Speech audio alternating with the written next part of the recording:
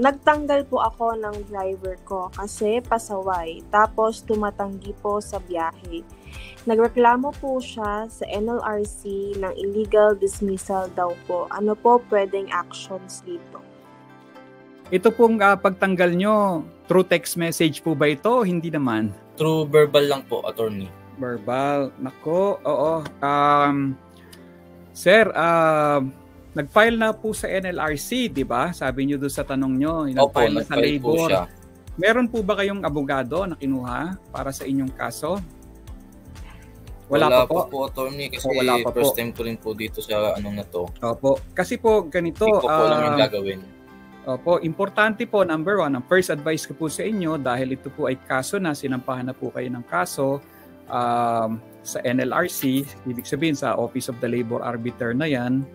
Kung hindi nyo po maareglo yan, magtutuloy-tuloy po yan. Kung walang areglo na mangyayari, yan po naman kasi sa NLRC, susubukan po nila na tinatawag nilang mediation and conciliation. May mga mediation officer po dyan na pagbibigyan kayo ng pagkakataon para ayusin kayo, pag-areglohin, para magkaroon ng linaw at baka naman nadadaan lang yan sa emosyon at para bumalik yung dating relationship nyo, or kung hindi naman bumalik yung dating relationship nyo as employer-employee, at least man lang para masettle yan kung mabigyan man lang ng konting financial assistance employee. However, kung hindi po kayo magkakaroon ng areglo at yan po ay magtutuloy sa tinatawag nating formal complaint, kailangan po ninyo ng abogado. Huwag po kayong masyadong kumpiyansa o confident kasi kahit if you believe na sa mata ng Diyos kayo ang tama dito sa situation na ito, sa mga cases po kasi bine-base po ang decision dyan sa evidence. Decisions will be based on the evidence that you have, and of course, alam nyo naman, ang Department of Labor at ang NLRC, yan po ay itinayo para protektahan ang karapatan ng mga manggagawa. So, ibig sabihin, ang may responsibility to present evidence that the dismissal is valid is the employer. So, kayo po yun. Nasa inyo po yung burden, nasa inyo po yung responsibility to present evidence, proof, no? Preferably documentary evidence, documentation through memo, through affidavits, through witnesses, na ang inyo pong decision ay karapat-dapat.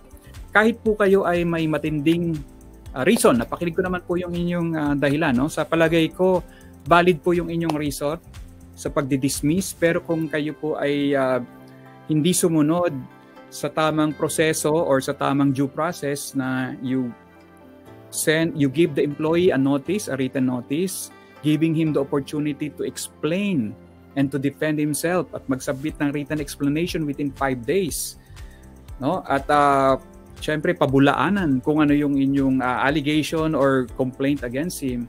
Bago kayo nag-issue ng written notice of dismissal, yan po ay kaagad. Hindi po magandang pangitain yan. Yan po ay tinatawag nilang violation of the right of the employee to procedural due process, no? Dahil hindi dumaan sa tamang proseso, at the end of the day, kayo po ay sasabihan rin ng labor arbiter na kahit po kayo ay may tamang paraan, dahil pasaway nga po itong driver nyo kahit kayo ay may valid reason to dismiss your driver, sa hindi nyo po pagtupad ng proper procedure, ng procedural due process, kayo po ay papanagutin. Pagbabayarin po kayo ng tinatawag na nominal damages in the amount of 30,000 pesos, no? Because you violated the right of your driver to procedural due process. Now, what if naman kulang yung ebidensya nyo? Based on the documents, kulang po yung naipresenta nyong evidence.